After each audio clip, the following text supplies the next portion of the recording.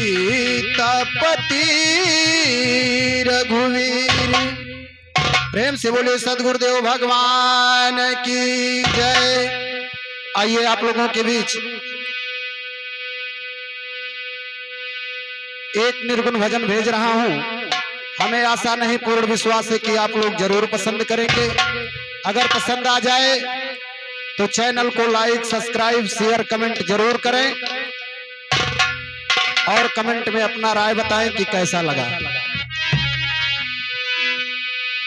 अरे बतावा चिरई, अरे बतावा चिरई, अरे खोता काहे के उजरलू हो बतावा चिरई, खोता काहे के उजरलू हो बतावा चिरई, खोता। हे बतावा चिरई, हे बतावा चिरई, खोता काहे के उजरलू हो बतावा चिरई, खोता काहे के उजरलू हो बतावा चिरई, खोता।